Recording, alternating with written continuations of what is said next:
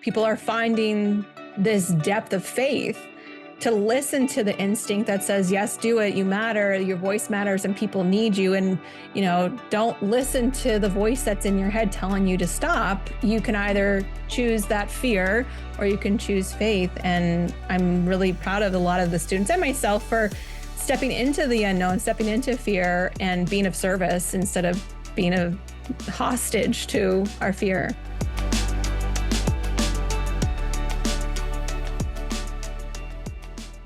Hello, everybody, and welcome to another episode of the Power in the Pause podcast.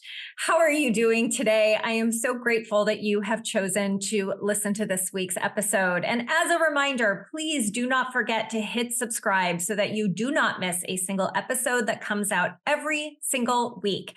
And I would greatly appreciate it if you would please hit that 5-star button and leave me 5 stars. And if you feel compelled to leave a review, please do so as well. That is how more people are going to find this podcast. So without further ado, I am so happy that you are joining me in today's episode because I am here with a new friend, Emily Ahrens. Hello, Emily. How are you?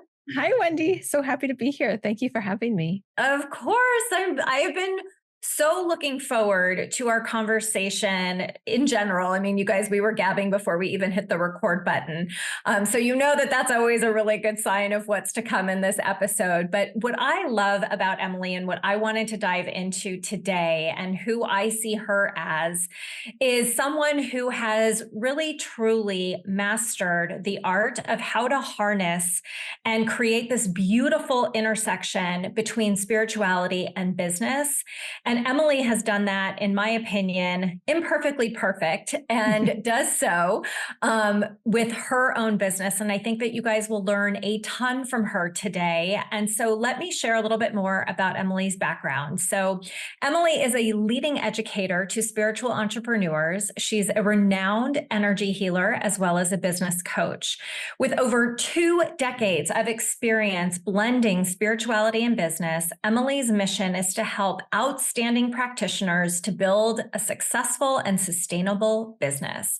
Her dedication to excellence is setting the gold standard to see leadership as a spiritual practice. And this is so my jam, Emily. I'm so honored that you said yes to be here today. And I am so incredibly just grateful that our paths crossed through a mutual friend of ours. And so welcome to today's episode. Thank you for being here.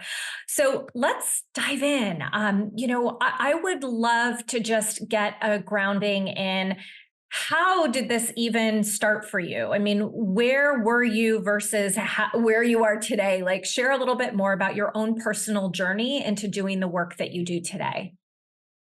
Well, I'll give us the short version of it because, I think one of the difficulties as a podcast guest is giving a soundbite of like 25 years of life. And, it's going to sound way more glamorous than it actually was, just as a preface.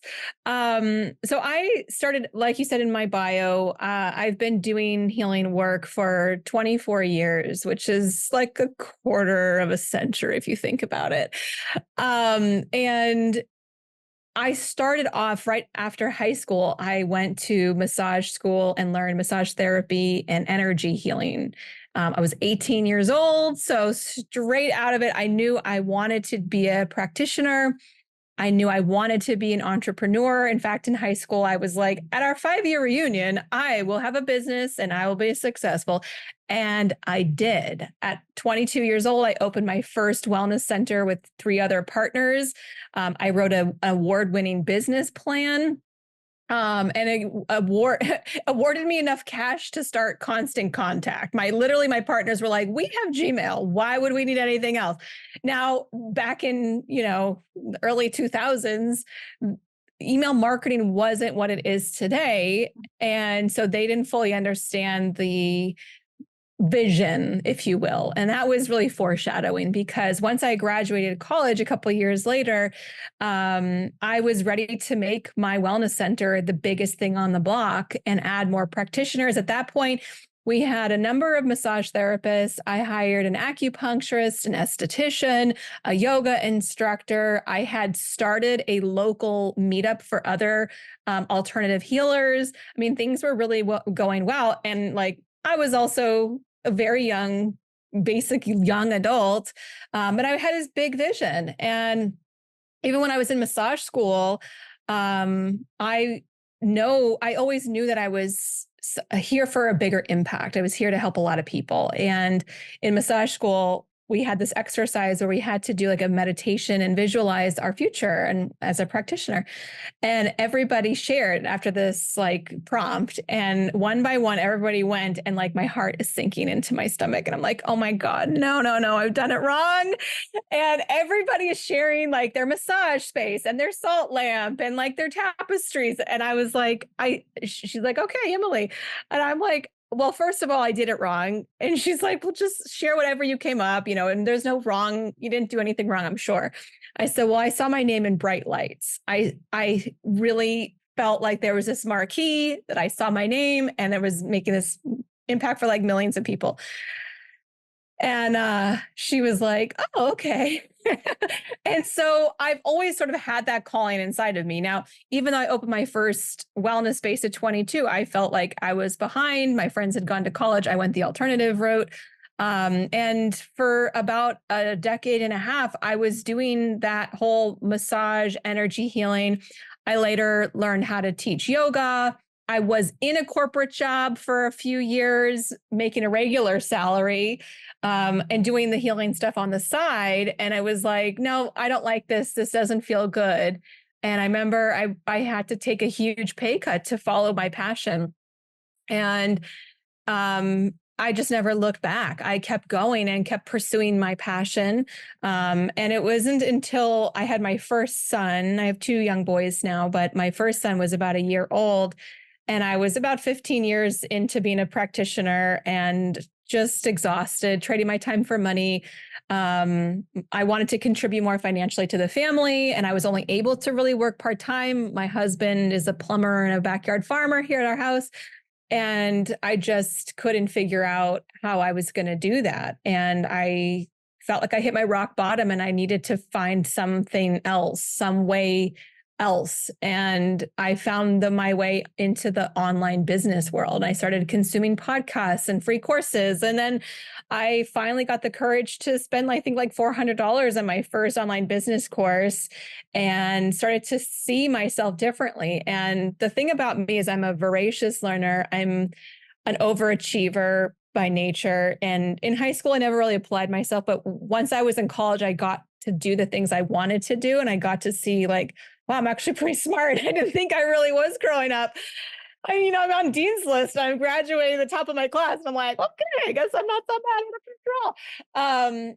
But when I apply myself to the things I'm really passionate about, I excel. And that first year when I went and brought my healing business online and started doing virtual sessions of energy healing, distance energy healing for people instead of just one-to-one in my brick and mortar that I had at the time, I was now helping people through Zoom from all over the world. And within that year, I 10x'd my business revenue.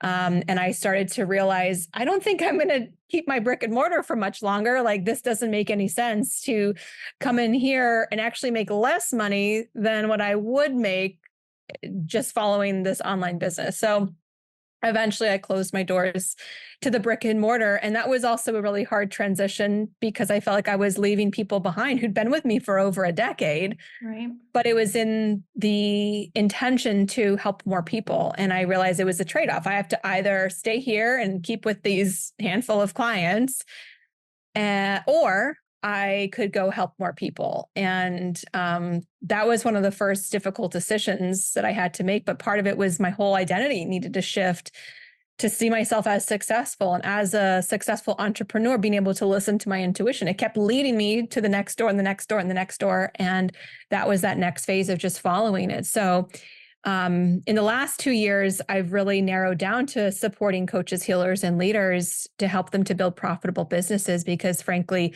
there's a lot of certifications out there that don't provide any business planning or strategy or marketing whatsoever. And so a lot of people have these great certifications, but they literally have no idea what to do with it. And they're probably still in hiding because they're too afraid of getting on social media because they're going to say the wrong thing or do the wrong thing. And that's where I come in to help bring a more grounded and aligned approach to helping people really find their gifts, share them in the world, and make a lot of money doing it.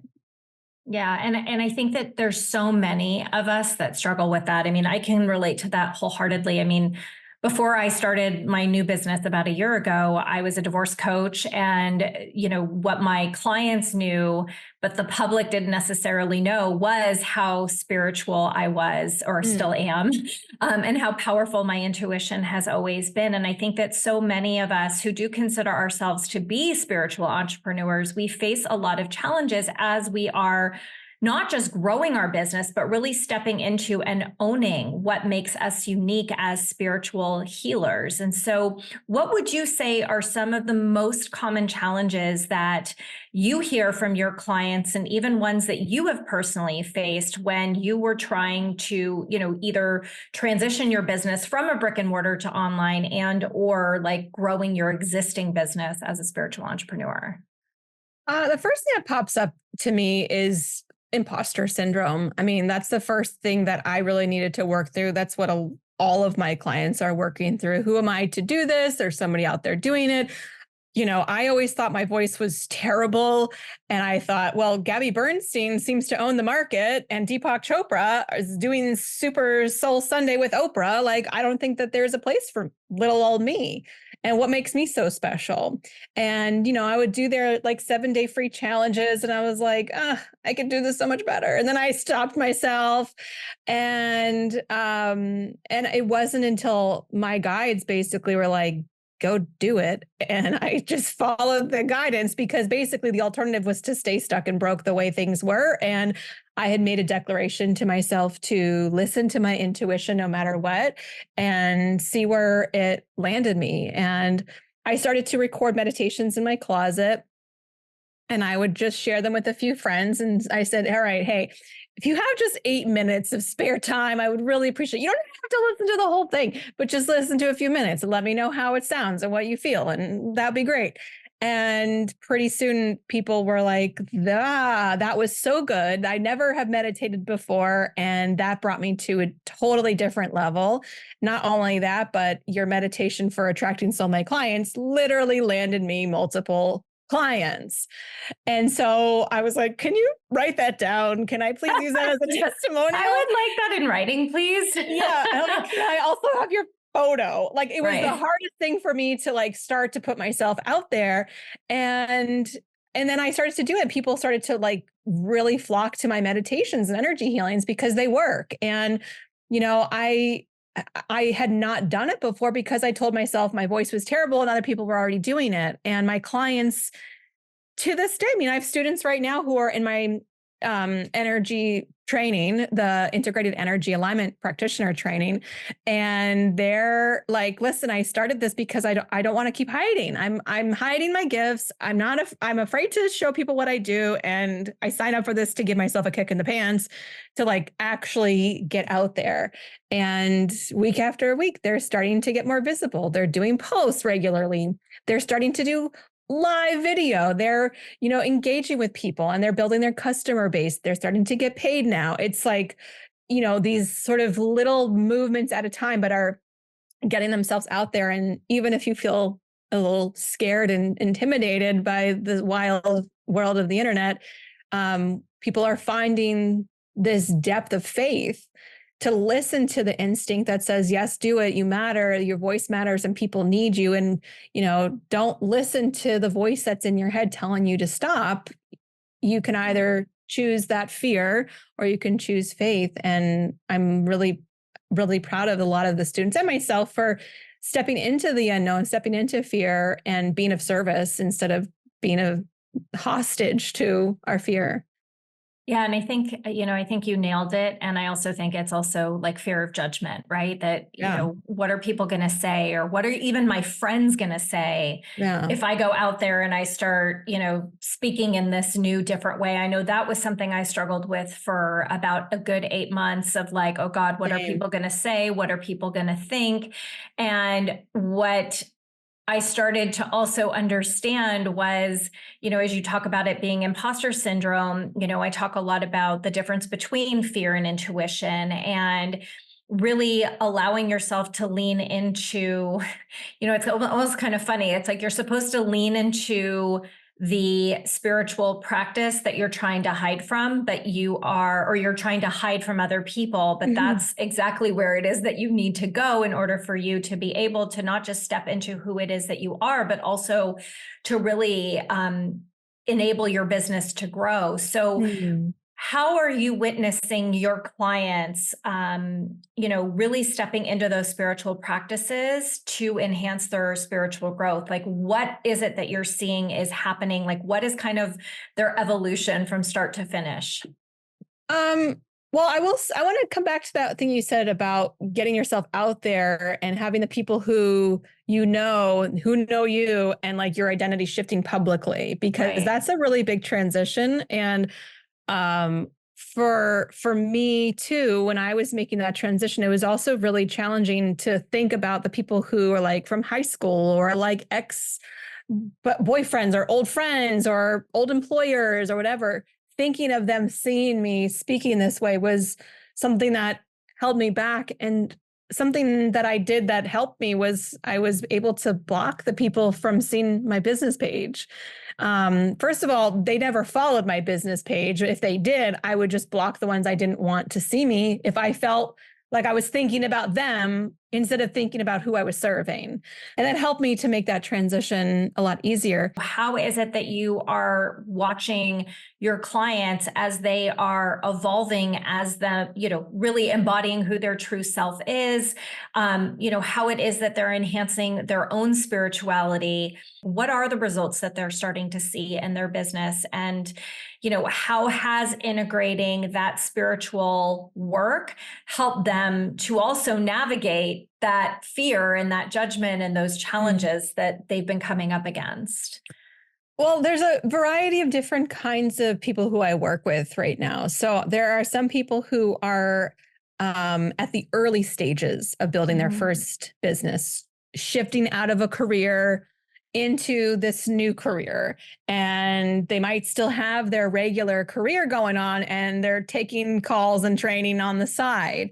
So for the folks who are doing that kind of work, they're really leaning into, actually not only them, but also the folks who have had really advanced trainings, who've been doing coaching or healing for quite some time, and they're wanting to start making more money.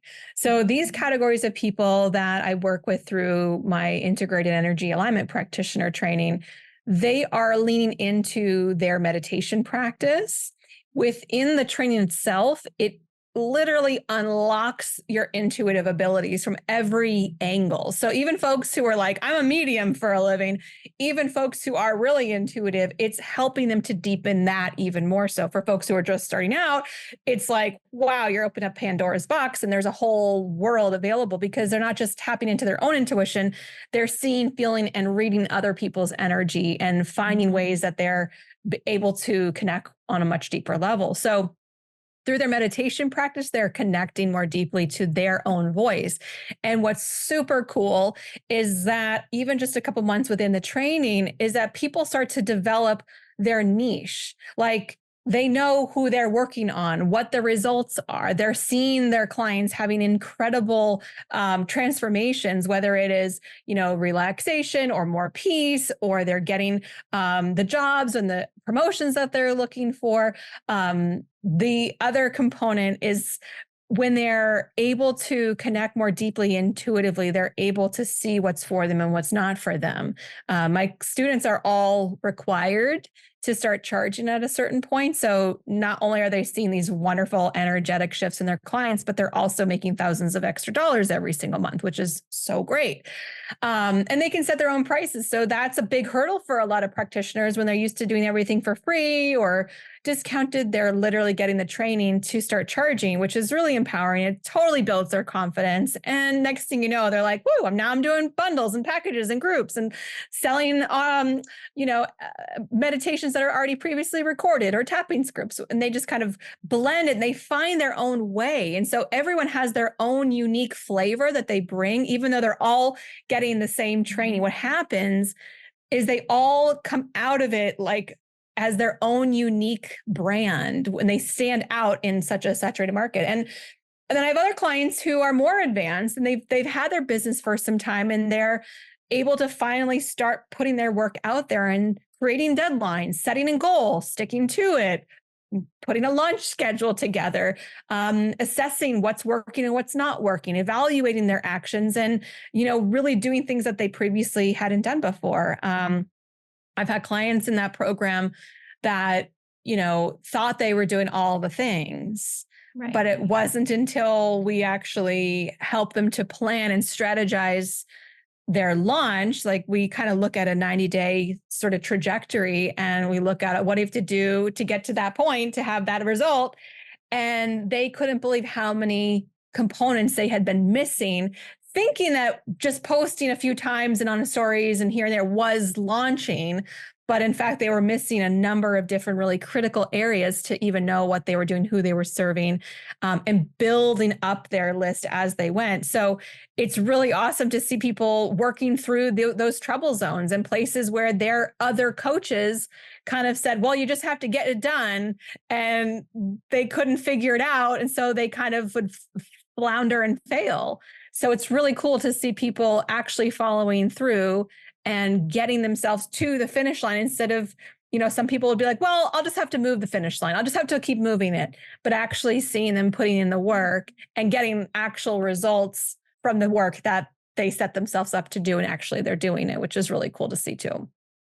Yeah. I mean, the results piece, right? Like that is the part that, I can say like totally lights me up, right? Like when you actually see your clients that are executing, how it all works for them and seeing them out and creating results for even just their clients. And I think, I also think you bring up an interesting point around, charging for our services, right? Like I had to overcome this whole hurdle mentally around, I'm supposed to charge for my intuition. I'm supposed to charge for this spiritual piece that I'm bringing to the table. It's not tangible. How do I charge for that? What do I charge for that? Right. And I think so many of us go through, and even before we hit record, you and I were both talking about this whole concept of having these, money stories and, these money mindsets running in the background. Mm-hmm. I mean, so I'm going to go there with this question. I think we get to integrate that into this episode, which is really,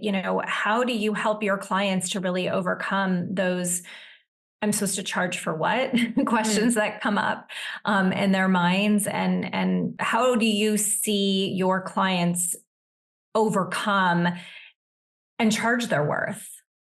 So it is strategic. The way that my training is, we offer people, all of us students, to go from free sessions to a low price paid session to then increasing their prices before the 6-month training is up.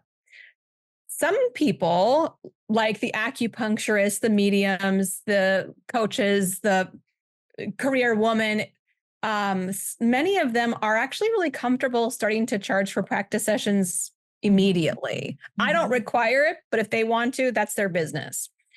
So some people actually start charging right away. It's the increase part that gets people a little wobbly. A little wobbly. Yes. And so as a bonus, I actually teach a Selling with Confidence extra 2-hour sort of intensive class for them, because part of selling is understanding what the transformation, what the value is that you are bringing, which is invaluable for the most part, especially when it's something deep as energy healing, when you're having a mindset shift, an energy shift, and the results can be vast. It's not just, okay, like I feel better.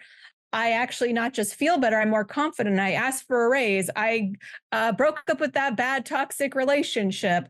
I started taking care of myself. I started to love myself. I started to heal inner child trauma. I started to heal ancestral wounds, past life stuff. And now I'm actually sleeping better. I feel better. I've lost 50 pounds. Like there are so many results that are possible. It's crazy, which is why they have to really understand who their customer is and what's the transformation available.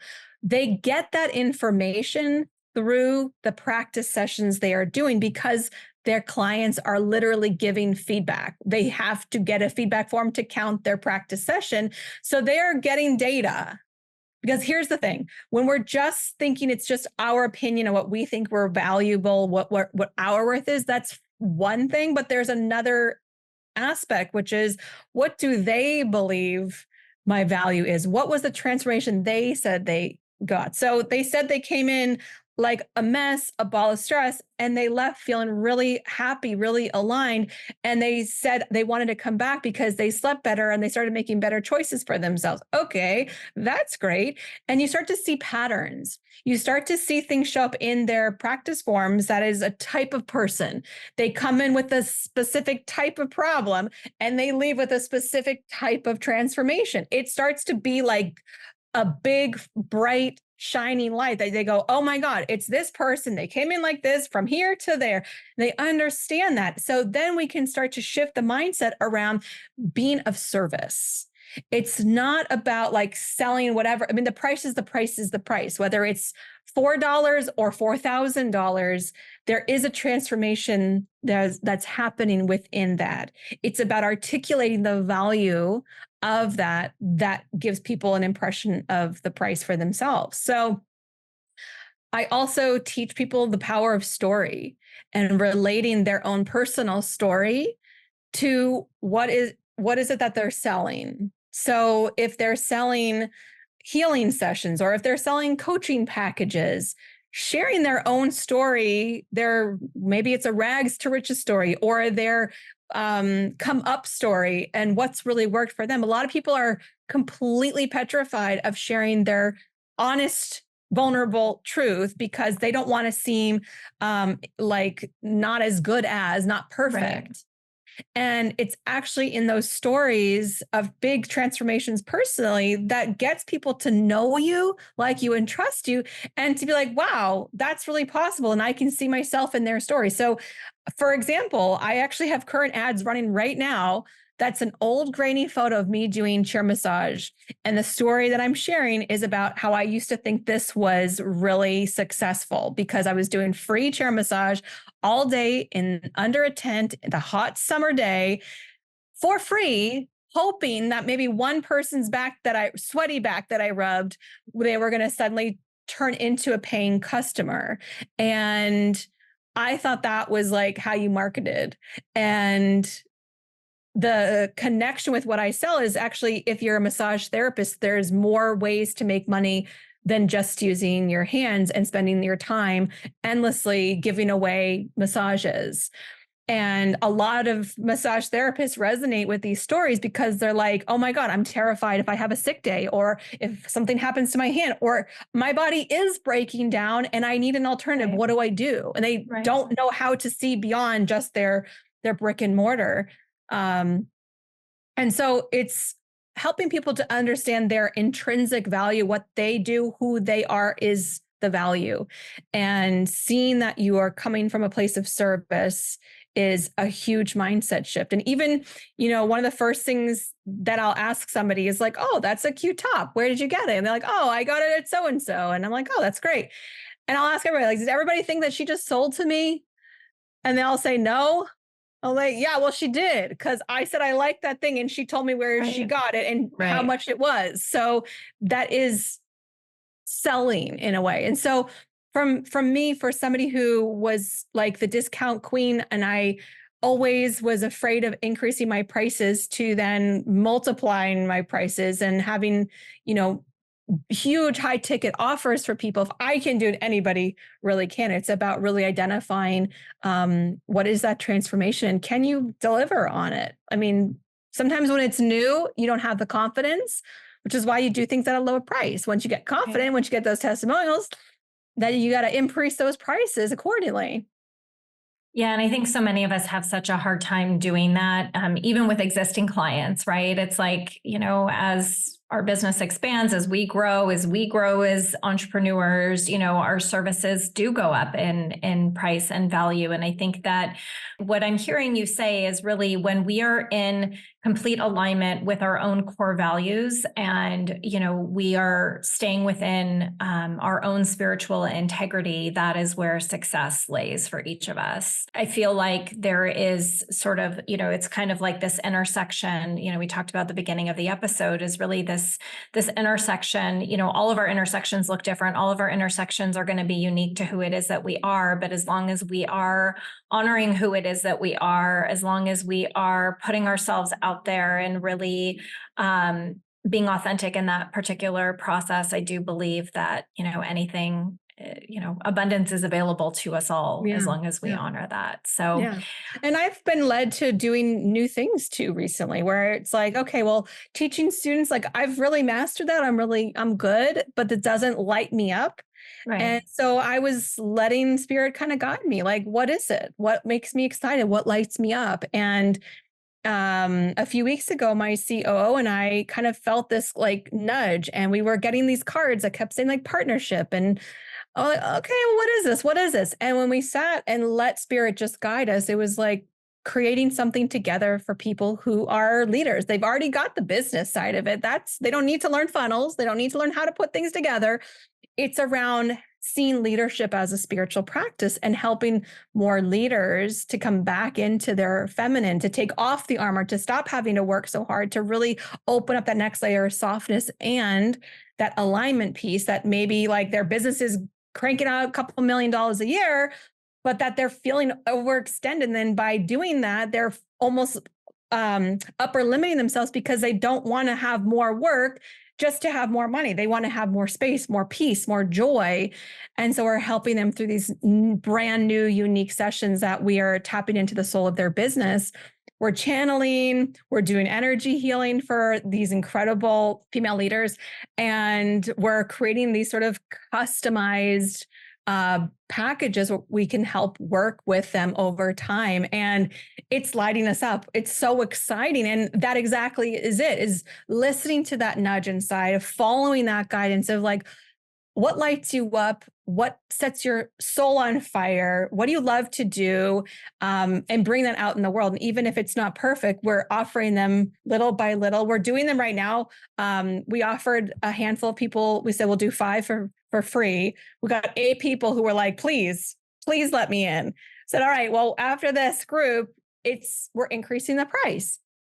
And that's what we're doing. All of them are now referring to friends. So that's kind of like watching it literally in real time, as that people are referring, and now the price is increasing, and now the price is increasing, and now the price is increasing. So it's really true that you can have all the strategy pieces that as long as you have that in the sort of back of your mind, we're not focusing on a strategy, we're focusing on listening to spirit. And I think that it's a figuring out how to sort of juggle both of them and listening to the pulls where you're being pulled to. My mojo right now is all around disrupting the business space, right? Building your own tables. And what I'm hearing you say is that is exactly what it is that you are doing, is you are teaching other spiritual entrepreneurs how to really step into their leadership and create these new tables for themselves and other clients. I mean, really, the masculine model is broken, and as women, it's breaking us. Yes. So we can stop doing that now and come back into what our soul is here to do, what our spirit wants us to do.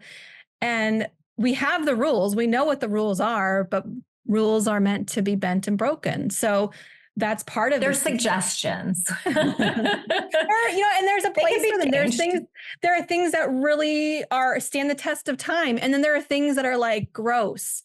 Yeah. My partner sent me an ad for these two guys who everybody seems to know their names, and they're talking about, helping women with what women need to know. And I'm like, these two guys, and what? Like, it's almost infuriating to be like, oh, how dare you make an ad that is talking from two white men telling a woman what you know about their experience. Like, that is the most insulting thing I think I've ever seen.